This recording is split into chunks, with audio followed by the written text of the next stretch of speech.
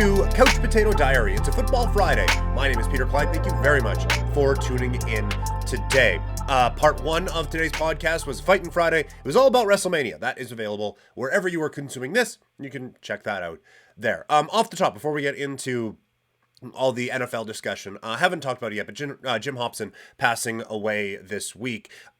He was president and just overseer, various different official titles, but he oversaw one of the truly great runs for the Saskatchewan Roughriders, and I think was very crucial. And I think he had a very good understanding of how passionate the fan base was and how to really play into that. And like he was there for a couple of Grey Cups, which like no one can say in Rider history. And I think he was very important in what could end up being like some real glory years for the Saskatchewan Roughriders. Not just like on the field productivity, although like even though it was a bit of a down stretch at times, this team in that run had like some of the most success it's ever had. But also financially, like he really, I think, had a great understanding for the passion of the Saskatchewan Roughrider fan and like how to, I don't want to say take advantage of it because that sounds bad, but how to really embrace that and make it something that the team can really profit from. And I think they're enjoying that success even now. So just wanted to say off the top, one of the true important figures, I think, in modern Saskatchewan Roughrider time, leaving us far too soon. So on that sad note, let's get into some NFL talk, looking at how free agency has affected things for fantasy football and for the draft.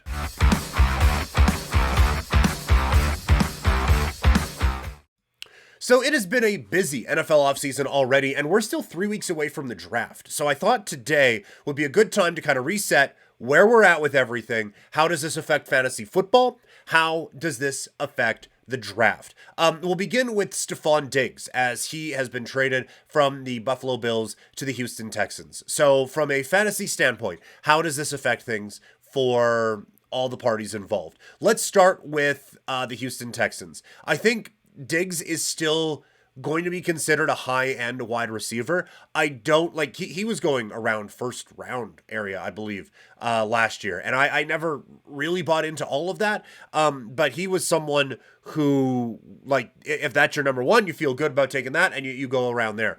I think he will be drafted as a low-end wide receiver 1 or a high-end wide receiver 2. I just think there are enough questions about why was Buffalo okay giving him up for basically nothing. Why was the back part of the year so frustrating? So I do think that you're going to be able to get Stephon Diggs at a discounted price. And he's someone who, I'm not going to say I would target, but he's someone who I would be comfortable getting in that situation. I'm not going out of my way to get him, but I'm not avoiding him either. I think that if he falls to me somewhere, we'll have to see. I haven't done rankings or anything yet, but if I can get him as my wide receiver 2, I'm feeling very good about my situation there. I think for CJ Stroud, his value is going to be through the roof anyway.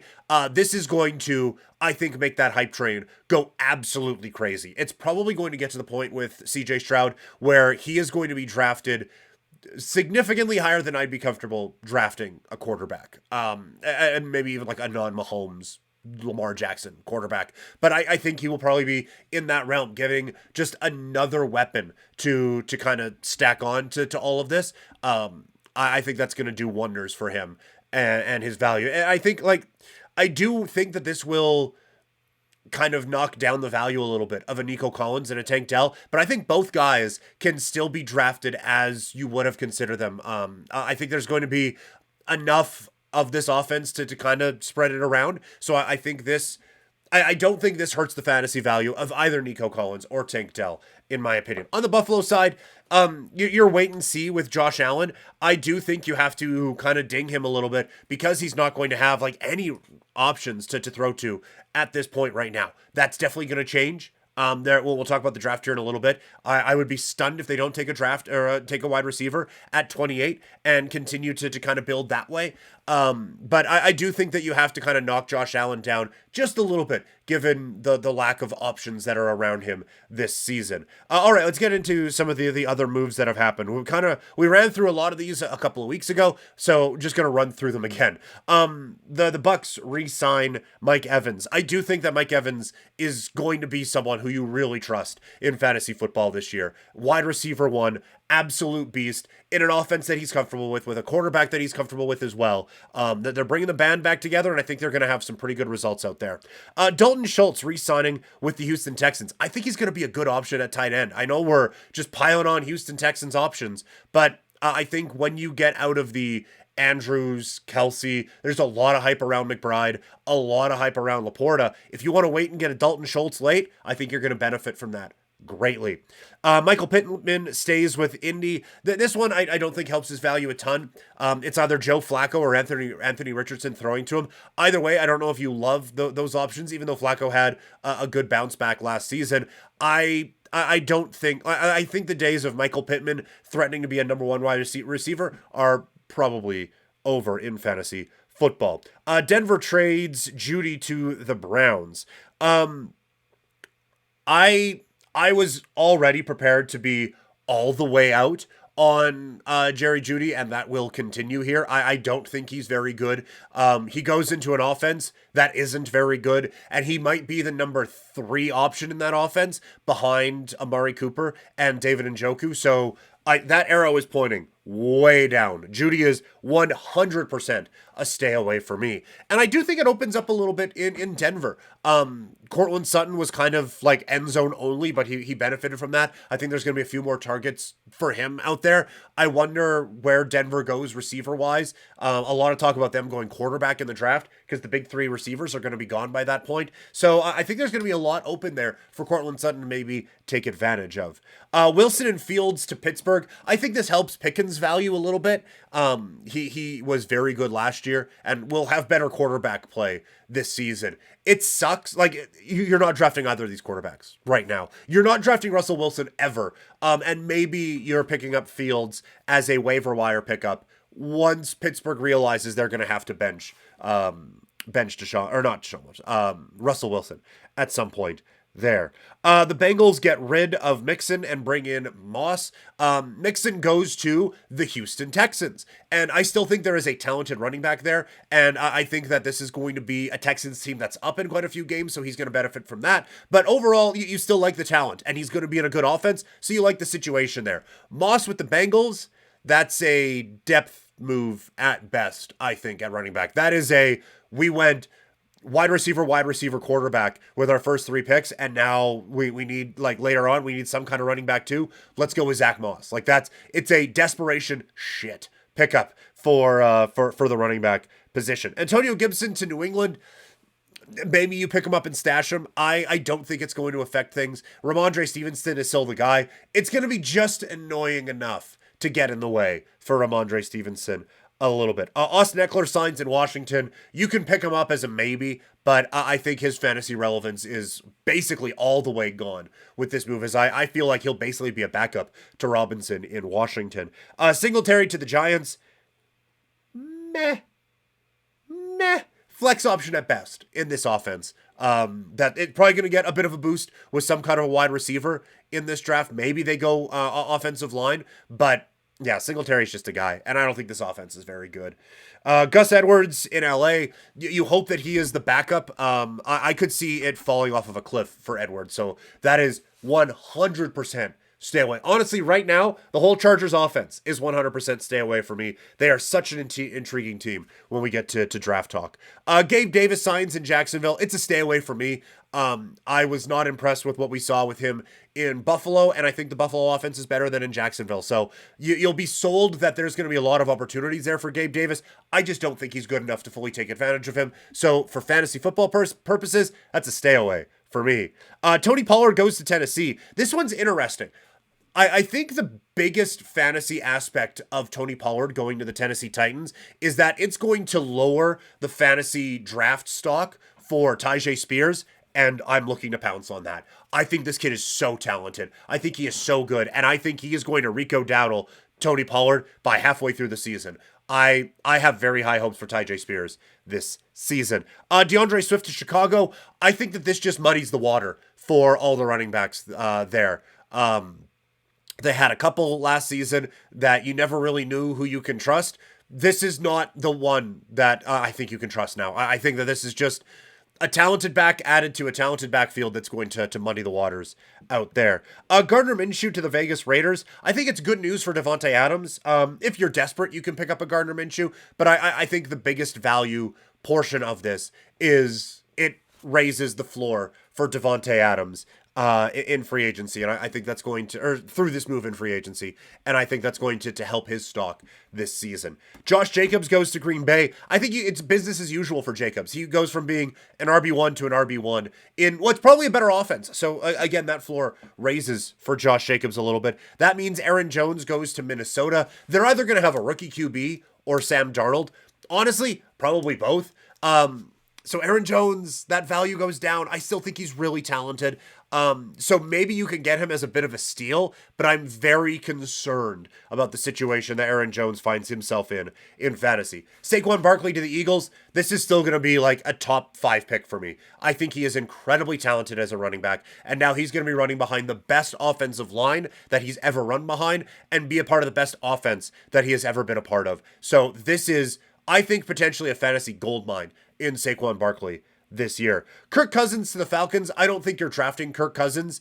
I do think this will help Kyle Pitts, Bijan Robinson, and Drake London. I do think that it's going to be insane how high Drake London ends up going in drafts, but I do think that that this will help out their value a little bit. Like I said, it probably, honestly, gets people so excited that it pushes all three of them into areas that I'm just not comfortable with taking them at this particular time. Deontay Johnson to Carolina. You're going to hear a lot of, well, they're not going to have anyone else to throw to. I'm out. I've sold all my Deontay Johnson stock. I don't believe in this offense. I don't believe in it. It's a full 100% stay away from me, and I think it kills any value that Adam Thielen may have had in fantasy there. Are we really almost done? We're flying through this thing. Okay, Derrick Henry to Baltimore. This is like, they get a better version of what they had in Gus Edwards. And I think that is so very exciting. I think it raises the floor of this offense. It may be, like, I don't think you're knocking down Lamar Jackson at all because of this. And I think you can still get a lot of fantasy relevance out of Derrick Henry. Calvin Ridley to the Tennessee Titans. I don't think that this is great for him from a fantasy standpoint. Maybe it helps Will Levis be a at some point fill-in guy, streaming option against a bad defense, but I wasn't probably going to believe a whole lot in Calvin Ridley coming into the season, and now I'm definitely not that he's with Tennessee. Curtis Samuel to the Bills. My only note here is don't talk yourself into, well, he's the number 2 option for a great offense. Don't talk yourself into, look how well other guys have done. No. Curtis Samuel is a fine NFL receiver. He is not a fantasy football wide receiver. Don't buy into it. There are so many better options out there. Just don't. Just don't. That's all I'm saying, is don't. You could, but you shouldn't. So don't.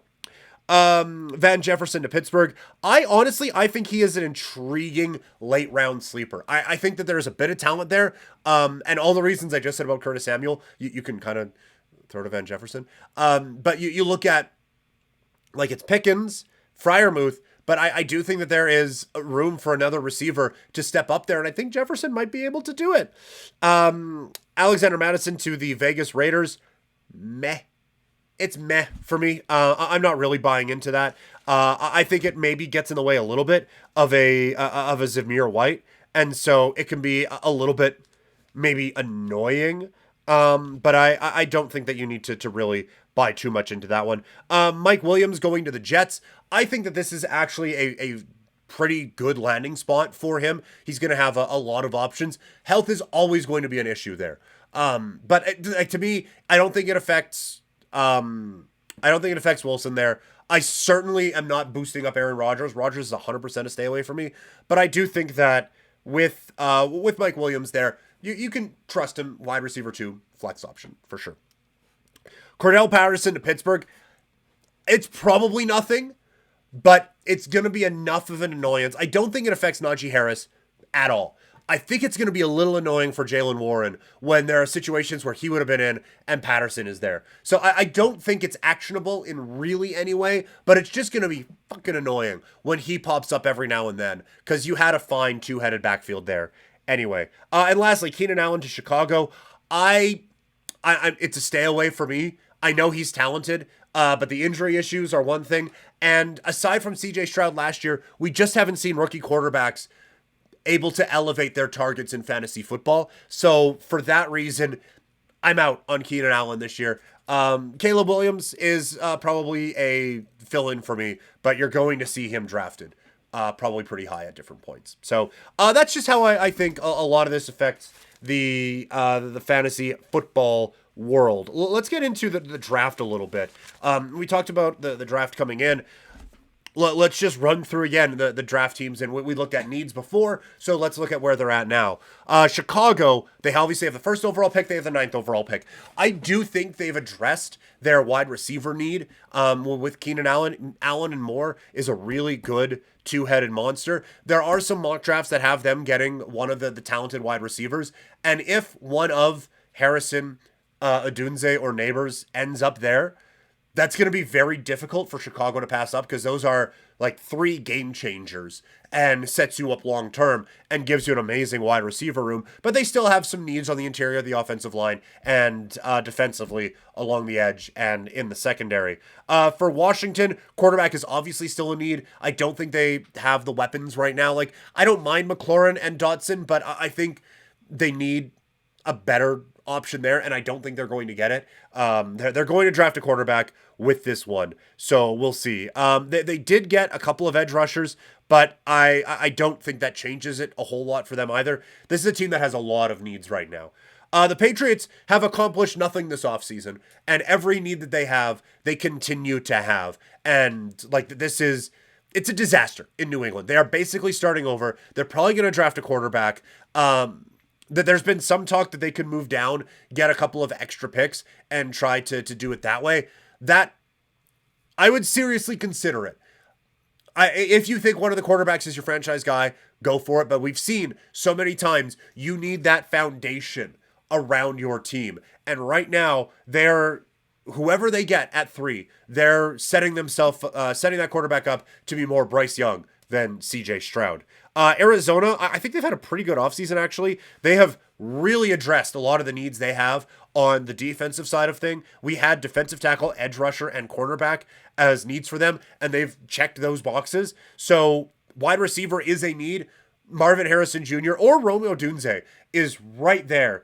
Both of those are, I think, fantastic options for this team. I think Arizona's going to be sneaky pretty good going into next season. The Chargers, they went out, signed a tight end.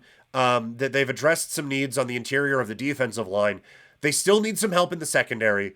They need a ton of help at wide receiver now. And like there have been some mocks that had Bowers going there. I would be stunned if that's the way they go. I think like Odunze ends up with the Chargers. That's probably how I see this playing out after an offseason where you've moved out Keenan Allen, you've moved out Mike Williams. I think they go wide receiver there and take advantage of a good wide receiver class. The Giants got some help on the edge because Carolina just decided they wanted to suck a little bit more.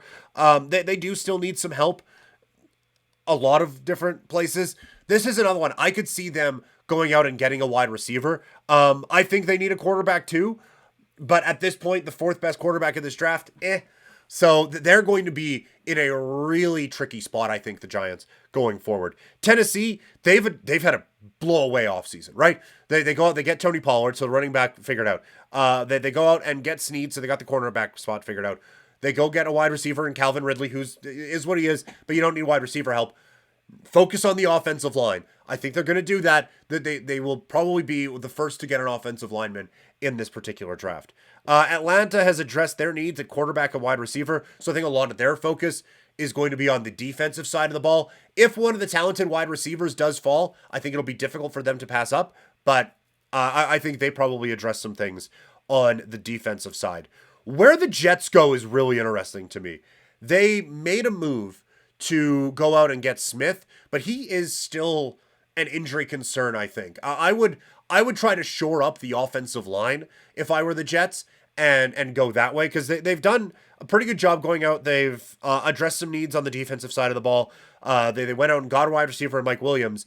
If one of the talented receivers again falls to them, that could be tough for them to pass up. But I do think with how the offseason has gone, maybe getting a younger option on the tackle on the offensive side could be the way they would want to go. Minnesota, desperate need for quarterback. Everyone has Minnesota trading up to try to get a QB.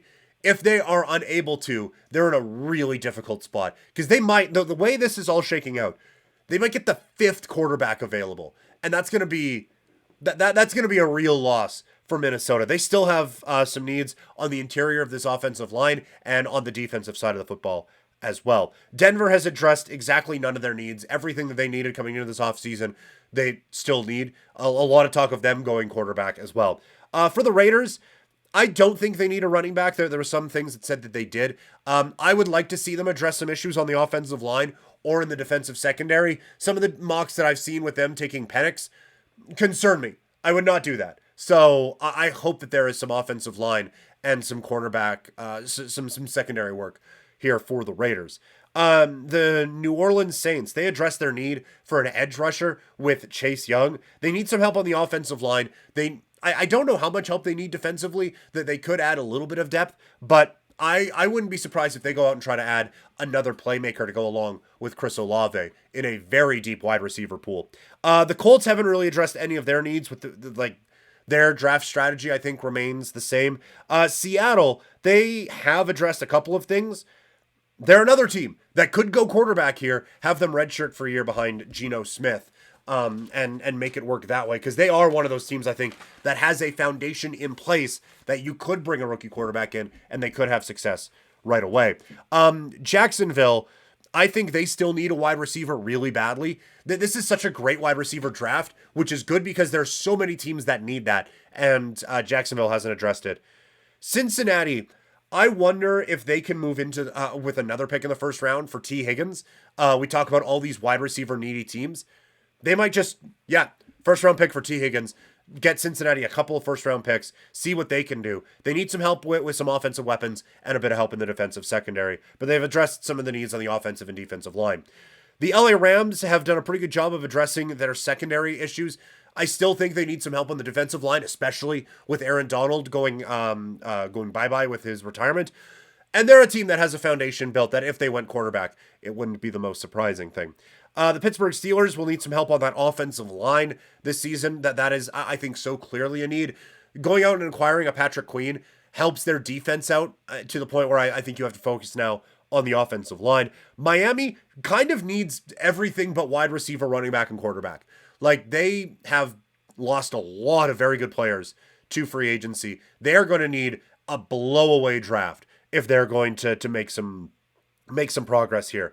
Philadelphia, I think, has had a pretty good draft. They just traded away Hassan Reddick, so I wonder if they go with an edge rusher here, or just something on the defensive line, or on the defensive side of the ball, and maybe a bit of help on the offensive line with Jason Kelce retiring and with some of the other guys kind of aging. I think that this could be a chance to kind of fill in behind some of those veteran players that are heading out.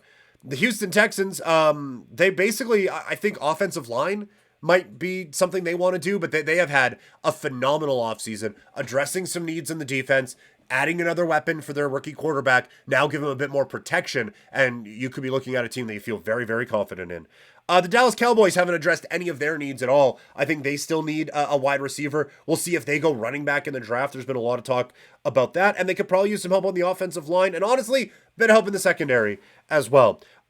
Green Bay, it's all focusing on the defense, man. Like, the offensive line maybe needs a bit of help, but this defense got torn to shreds a season ago.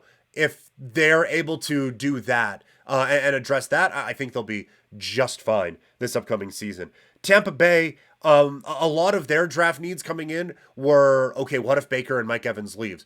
Both of those guys haven't, so now I think help out this defense a little bit. That has how this offseason has affected Tampa Bay. For Buffalo, we talked about it on the shows earlier this week. The trading of Stephon Diggs makes this team go from needing a wide receiver to needing a wide receiver. They're picking at 28th. There's still going to be some talented receivers there probably. So I wonder if they go that way. But they do also need some help on the defensive side of the ball. This has been a rough offseason for the Buffalo Bills. Baltimore, maybe they need, again, wide receiver. Maybe you need another option for Lamar Jackson. Potentially a little bit of help in the defense as well. But certainly they don't need running back anymore, which was one of the needs they had coming into this offseason. San Francisco has addressed some things on the defensive line. Maybe some help in the secondary could be had. But I also think, again, aging offensive line, maybe they try to fill in some of the gaps behind those guys. And Kansas City, they went out and they got a wide receiver in Hollywood Brown. Maybe they look for another one. I wonder if they go defensive backfield with Snead going out. I wonder if they make a move to address that. Last couple here, Carolina, no first round picks. They've actually filled in quite a few holes.